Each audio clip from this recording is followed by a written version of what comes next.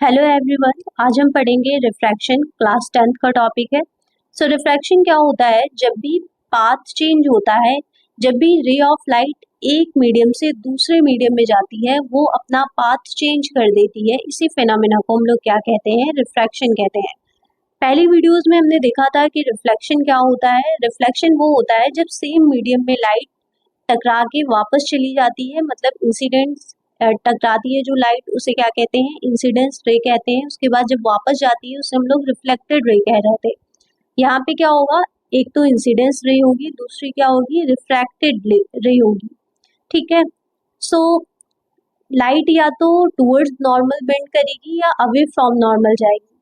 मतलब कि रिफ्रैक्शन वो फेनोमेना है जब रे ऑफ लाइट एक मीडियम से दूसरे मीडियम में जाती है और वो अपने पाथ को चेंज कर रही होती है।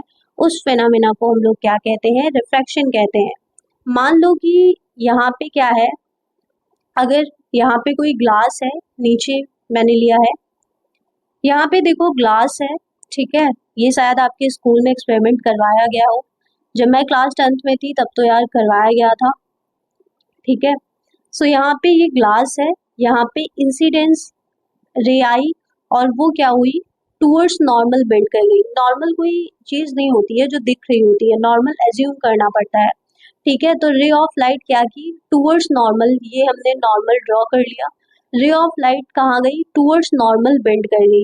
रे of light towards normal bend कर गई, फिर से ये ग्लास पे टकराई, फिर कहाँ चली गई? ये हमारा नॉर्मल था, इस बार ray of light away from normal चली गई।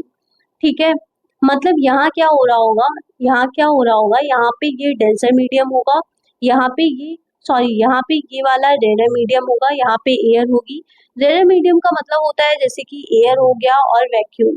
ठीक है, और ये किसके रिस्पेक्ट में है? ग्लास के रिस्पेक्ट में है। तो ग्लास ज्यादा डेंसर होगा, डेंस होगा किससे? हवा के कंपेरिजन में। तो हवा यहाँ पे क्या होगी? रेयर मीडियम होगी और ग्लास क्या होगा? डेंसर मीडियम होगा। ठीक है, जैसे ही रे ऑफ लाइट यहाँ से रेयर मीडियम से टकराई ग्लास पे, तो वो टूवर्ड्स नॉर्मल बेंड कर गई। क्योंकि ये लॉ कहता है कि जब भी रिफ्रैक्शन का लॉ ही कहता है कि जब भी रे ऑफ लाइट टकराएगी, इंसिडेंट्स करेगी किसी रेयर मीडियम से डेंसर मीडियम में जाएगी, तो वो टूवर्ड्स नॉर्मल की तरफ बेंड होगी। और जब डेंसर मीडियम से रेयर मीडियम में जाएगी तो वो अवे फ्रॉम नॉर्मल बेंड करेगी। क्लियर है? तो यहाँ पे हमें दिख रहा है कि रे ऑफ लाइट सेम वैसे ही गई है। रेयर से जब डेंसर मीडियम में गई तो वो टूवर्ड्स नॉर्मल बेंड कर गई, ये देखो इधर की तरफ बेंड कर गई। और जब ये कहाँ गई? जब डेंसर से रेयर मीडियम की तरफ गई तो ये अवे फ्रॉम नॉर्मल चली गई। ठीक है, इसे हम लोग कहेंगे इंसिडेंट एंगल, इसे हम लोग कहेंगे रिफ्रैक्टेड एंगल। आर से डिनोट कर रहे होंगे रिफ्रैक्टेड एंगल को। और ये जो एंगल होगा इसे हम लोग कहेंगे इमर्जेंस एंगल।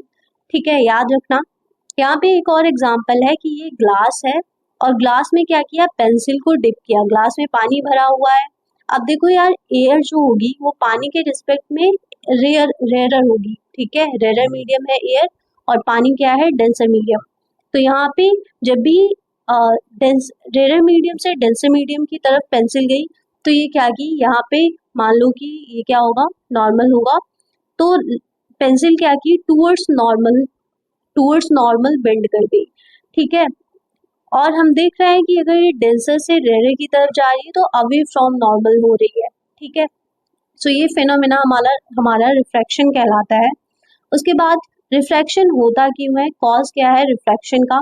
अब देखो, हम लोग जानते हैं कि जो लाइट ऑफ स्पीड होती है सबसे ज्यादा रेयर मीडियम में होती है, उससे ज्यादा डेंसर मीडियम में होती है। ठीक है, तो यही कॉज होता है कि रेयर मीडियम से जब डेंसर मीडियम में जाती है रे ऑफ लाइट तो वो टूवर्ड्स नॉर्मल बेंड करती है because of speed of light. लेकिन जब डेंसर मीडियम से रेयर मीडियम में जाती है तो स्पीड ऑफ लाइट क्या होती है? ज्यादा हो जाती है। तो जो रे ऑफ लाइट है वो अवे फ्रॉम नॉर्मल चली जाती है। और जब रेयर से डेंसर की तरफ आती है तो डेंसर मीडियम में क्या होता है? लाइट की स्पीड कम होती है, तो वो टूवर्ड्स नॉर्मल बेंड कर जाती है। ठीक है, यहाँ पे वही चीज लिखी है जो अभी बताया, एक बार पढ़ लेते हैं। As we know speed of light is different in different media. जानते हैं speed of light different medium में डिफरेंट होगी, जैसे रेयर में ज़्यादा होगी स्पीड ऑफ लाइट और डेंसर मीडियम में कम होगी। More in rare medium comparatively less in denser medium, ज़्यादा होगी कि कहाँ पे, रेयर मीडियम में speed of light denser medium के कंपैरिजन में। इसीलिए जब लाइट एंटर करती है डेंसर मीडियम में इट्स स्पीड रिड्यूसेस, तो उसकी स्पीड कम हो जाती है and it bends towards the normal, और वो टुवर्ड्स द नॉर्मल बेंड करती है। And when it enters rare medium, और जब ये इंटर करती है रेयर मीडियम में तो उसकी स्पीड ऑफ लाइट इंक्रीज हो जाती है और वो away from the normal bend करती है। क्लियर है? पहले भी समझा दिया था, पढ़ के भी समझा दिया है, आई होप समझ में आ गया होगा। ठीक है, यहाँ पे देखो एक डायग्राम बना है, डायग्राम से ज़्यादा अच्छे से समझ में आएगा। यहाँ पे क्या है, यहाँ पे ये देखो नॉर्मल है एज्यूम किया हुआ, ये इंसिडेंस रे है ए और ओ, दिख रहा है ना, ये ए है ये ओ है, ये इंसिडेंट रे है। उसके बाद ये नॉर्मल है एन, और यहाँ पे ए ओ क्या है, इंसिडेंट रे है। जैसे ही ए ओ यहाँ पे इंसिडेंट की तो ये टूवर्ड्स नॉर्मल बेंड कर गई। क्यों? क्योंकि ये ग्लास है और ग्लास कैसा है, डेंसर मीडियम है, और यहाँ पे एयर होगी, एयर कैसी है, रेयर मीडियम है, तो टूवर्ड्स दी नॉर्मल बेंड कर गई। ठीक है, इसे कहेंगे रिफ्रैक्टेड रे। अब देखो यहाँ पे आते हैं सेकंड वाले डायग्राम में। यहाँ पे देखो रे ऑफ लाइट डेंसर मीडियम से रेयर मीडियम में जा रही है, तो ये इंसिडेंट रे है और इंसिडेंट रे टकराई कहाँ पे, ग्लास पे। सो ये नॉर्मल बना दिया और ये नॉर्मल से अवे चली गई, मतलब दूर चली गई। सो डेंसर से रेयर में आई तो अवे फ्रॉम नॉर्मल, और नॉर्मल रेयर मीडियम से डेंसर मीडियम में आई तो towards the normal.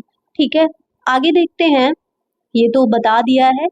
Refraction through a rectangular glass slab, ये वही है जो यहाँ पे बताया, रेक्टेंगुलर ग्लास स्लैब। एक बार फिर से देख लेते हैं इमर्जेंस एंगल को ठीक से।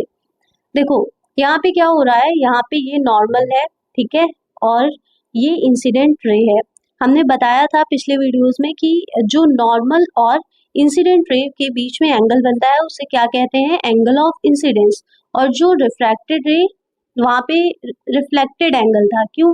क्योंकि रिफ्लेक्शन रे और नॉर्मल के बीच में एंगल बन रहा था, तो रिफ्लेक्टेड एंगल। यहाँ पे रिफ्रैक्टेड रे और नॉर्मल के बीच में बन रहा है तो इसे क्या कहेंगे, रिफ्रैक्टेड एंगल। ठीक है, सो आर क्या हो गया, रिफ्रैक्टेड एंगल हो गया। अब देखो रे ऑफ लाइट पहले इधर आई, ठीक है, फिर यहाँ से ये बेंड की नॉर्मल की तरफ, तो ये ऐसे गई और फिर से टकराई ग्लास स्लैब पे। ठीक है, सो अब क्या होगा, अब जब ये ग्लास स्लैब पे टकराई तो यहाँ पे क्या होगा, यहाँ पे फिर से एक नॉर्मल ड्रॉ करेंगे। इस बार लाइट डेंसर से रेयर मीडियम में जा रही है तो कहाँ जाएगी, नॉर्मल से दूर जाएगी, तो रे ऑफ लाइट नॉर्मल से दूर चली गई। अब जो नॉर्मल और रे ऑफ लाइट, जो नॉर्मल और इस रे ऑफ लाइट के बीच में एंगल बनेगा उसे हम लोग कहेंगे angle of emergence. Angle of emergence को डिनोट करते हैं किससे, ई से। ठीक है, आई होप समझ में आया होगा, यही चीजें हैं।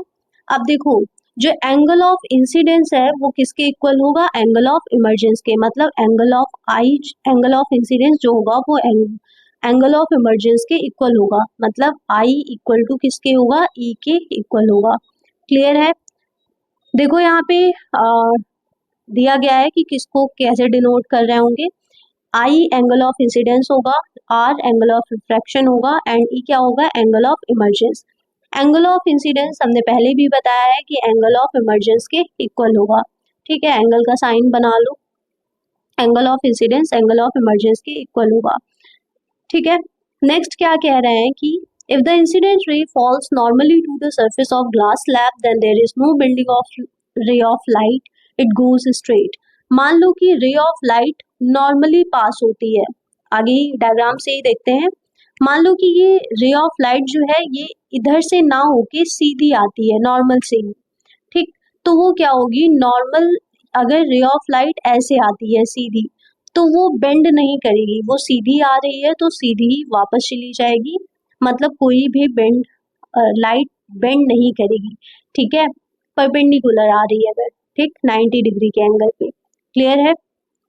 ठीक है, ये